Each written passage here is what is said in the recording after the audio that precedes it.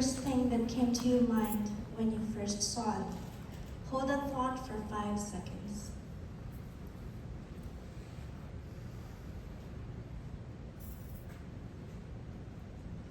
Now, let me begin my story.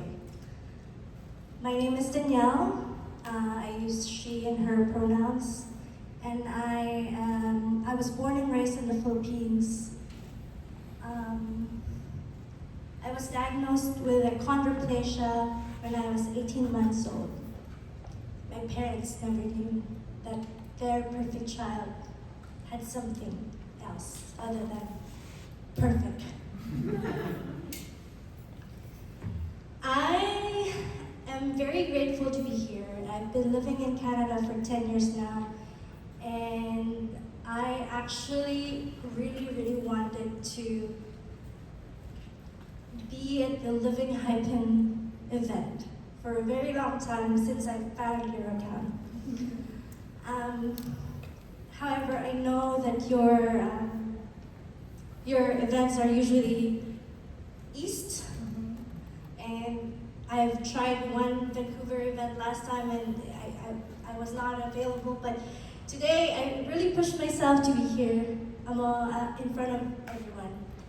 I usually don't speak in public, not in this way anyway, but my work, I'm forced to do it at work, but not when I need to talk about myself. So I came sort of unprepared, but also I want to speak what's in my heart, especially because of the tragedy that happened on Saturday.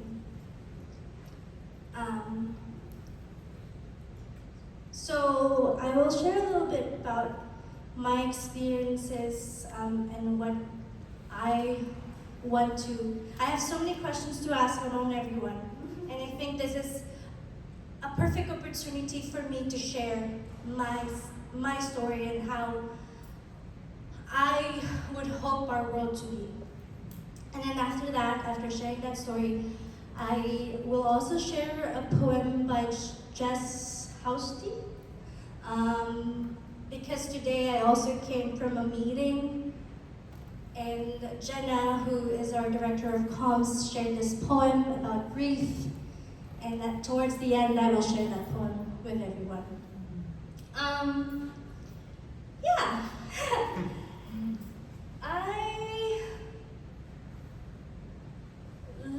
Growing up in the Philippines, I would say was not terribly hard. I've had my supportive family, I have friends. However, because of my condition, I've always not been able to be confident enough to make friends, to speak out, or to even care about what other people think. But recently, especially since I've transitioned my work into community service, I have learned, which I learned the word now is what I'm trying to do is compassionate activism. I've been inviting everyone to have a different mindset especially when it comes to racialized, neurodiverse people with different abilities. So I want to question everyone's perspective of what it is when someone else is different. Has any one of you been afraid of crossing the streets? Have you ever been worried about the walking pedestrian signs saying 1, 2, 3, or like 5, 4, 3, 2, 1? As for me, because I have short legs, I have always been afraid of it. And not just for me, think about the people who are on wheelchairs. Think about the people who need other means of support. Oh, what if they experience a traumatic event, like a car crash or something? Usually people don't think about that. But for me, it's something that I always need to be mindful of when crossing streets, because it's never easy. But I've gotten used to it. I've gotten more confident. I always just wait for the next one until I know that I'm safe to walk and cross the street. And that kind of makes me realize what happened at the Lapu Lapu Festival. Imagine the people who were there, who would hear screeches, cars screeching, or like loud sounds.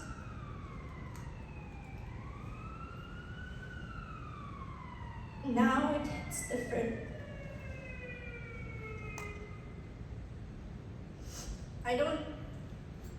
As an empath, I feel for everyone who were there.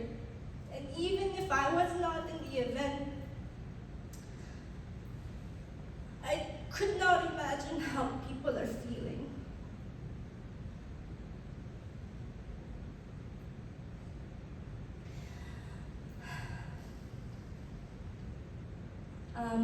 One more thing, another thing. Sorry.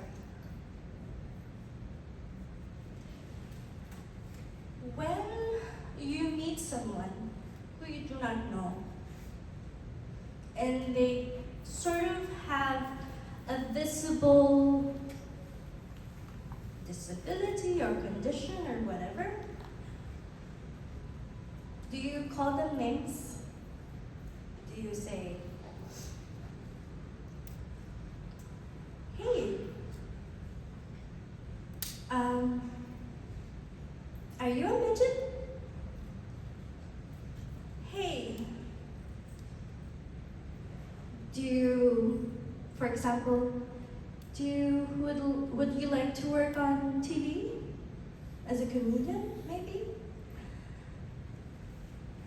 One thing that I want to inculcate in every one of us, especially in a public space, is especially if we have little ones, it would be very helpful if you have little ones and you be transparent to them. You tell them ahead of time what are the different and who are the different people who are living in this world. It's not just one person. There's no one sample of a person. We are all different. We all have different skin tones, beliefs, culture. So, as an aunt right now, as soon as my niece have that capacity to understand, I would love to teach her about the different kinds of people. That not everyone is the same, but it's okay. So when you see one, depending on the person, but I think it would be mindful of you if you ask them, sorry, that's too Canadian, sorry. Hi, I would like to know more about your condition. Could you tell me how or in what way can I describe what you are? Instead of, oh yeah, you're a dwarf, right? So ask them, what is appropriate for them, for you to sort of describe them in a way, especially for other people. So asking is an important piece.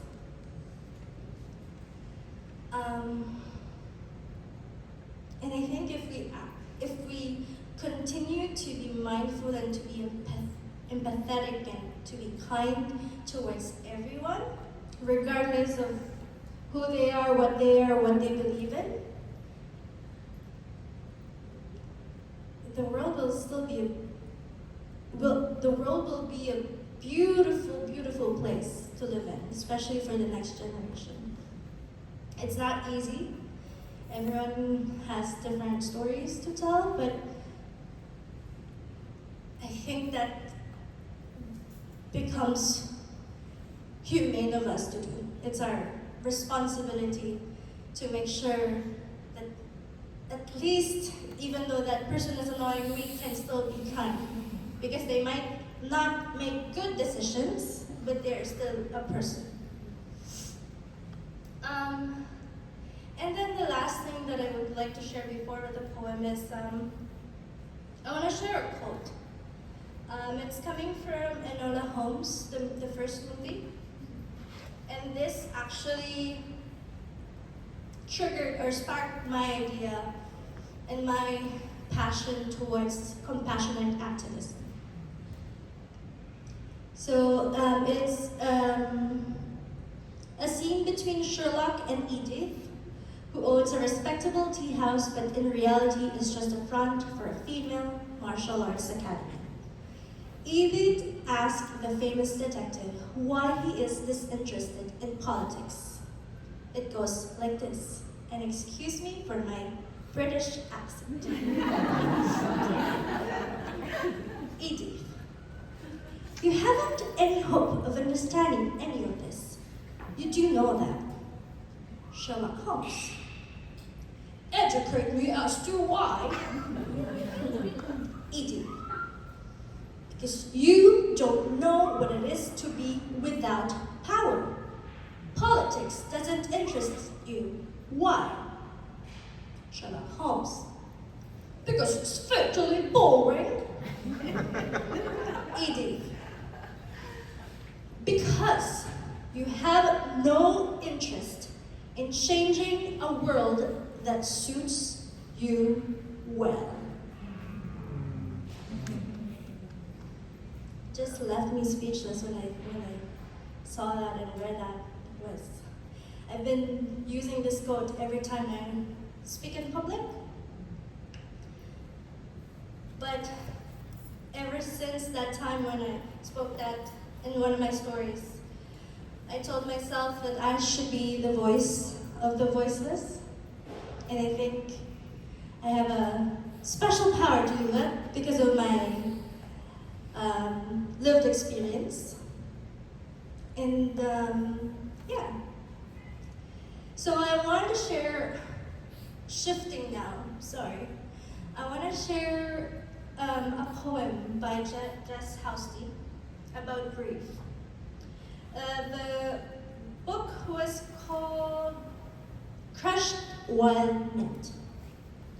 And the poem is entitled Spring. So I would like to invite you, if you're okay with it, to close your eyes.